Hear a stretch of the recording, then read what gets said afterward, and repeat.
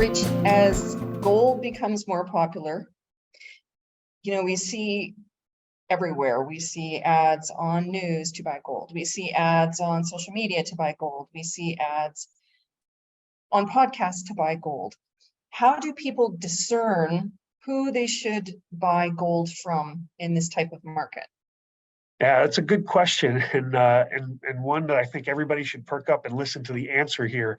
There was just an article, July 25th in the Washington Post, talking about how right-wing news promotes holding golden IRAs and how these people are being taken advantage of. Right. So they highlight a bunch of companies. I'm not going to name them here. You can go to the article if you want and see who they are, the types of business practices they perform. But basically, they're putting people in the wrong type of material for meeting the client's goals and objectives. When I say that, most people come to us, they want to hold gold for wealth insurance. And, by definition, they want to get as much of their money into gold with as little premium as possible. But that's not what these companies are doing. They're selling fear, right? They're getting people, a lot of times elderly people, to go ahead and buy gold through them for their IRAs. And they're doing things like selling them bullion with limited mintage, right? So they only made a few of them. So they're supposedly very rare. The reality is they are, in fact, limited. I guess that sort of makes them rare, but the difference between rare and desirable are two different things. So they hype them up on the rarity and how in the future they're going to be worth so much more, and the story never plays out.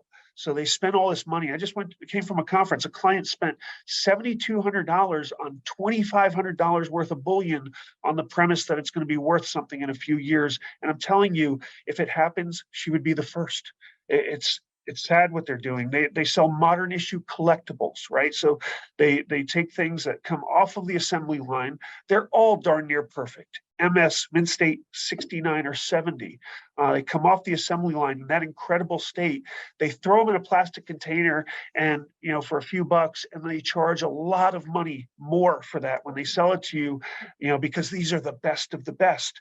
And in my time, 27 years in the industry, I've never seen any dealer buy that back for really anything more than melt bullion. So you're paying all this premium on the promise of something that never materialized. Same things if anybody's going to put proofs in an IRA.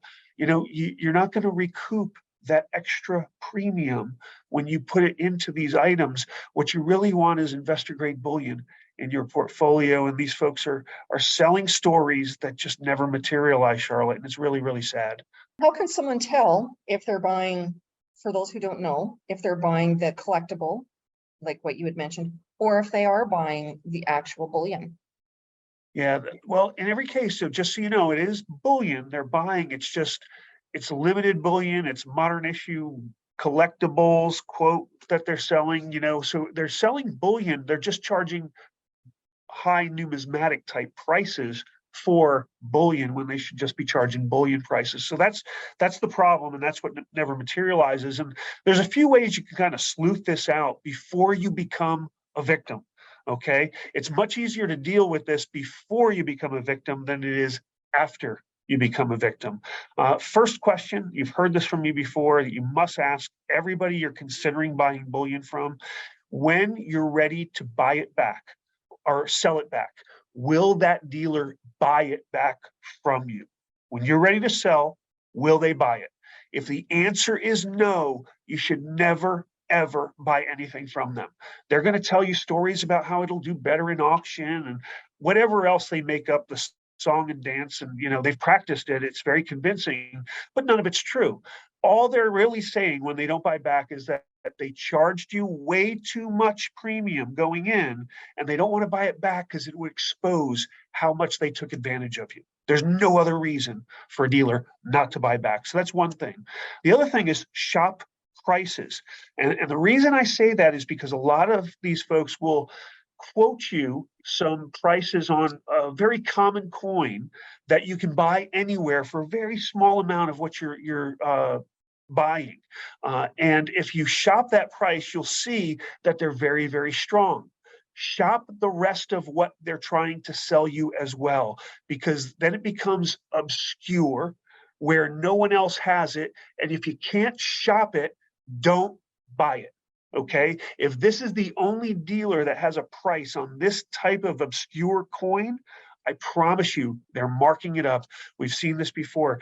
You know, they'll sell $11,000 worth of gold maple leafs below market to get you in the door, make you think their prices are wonderful, and then they'll sell you obscure Canadian or other bullion coins that nobody stocks in any sort of quantity, nobody has, at 50 to 60% premiums for bullion. It is god awful. It is criminal. It's premeditated, and you need to stay away. If you can't shop it with other dealers, don't buy it. Go with trusted names. Folks like ourselves, we're not the only ones. There's plenty of dealers out there that good friends or associates have worked with that they can refer you to. Other thing I'll say is just a kind of a litmus test. Be wary.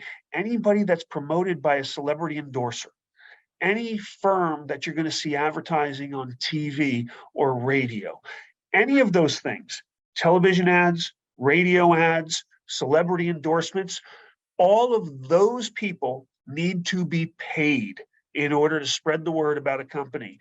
Where do you think that money comes from? Right out of your pocket. Okay. So if they're doing those things, they have a lot of extra money in a very small margin business. They're not charging you small margins. They're charging you big margins for what should be a small margin purchase. Be careful. That makes perfect sense, Rich. Thank you so much for sharing that with our viewers. Do your due diligence, do Yes. your research, trust but verify. Can I add one thing? You certainly can. Reach out and ask us. Okay. If I don't like besmirching people, but I hate talking to victims. Okay. I know the players out there. I know their practices. If you're ready to do something and you think something sounds fantastic and you want to just bounce it off an honest broker, bounce it off of me. Send me an email. I know you have access to that. Ask me what I think of this deal, this company, etc.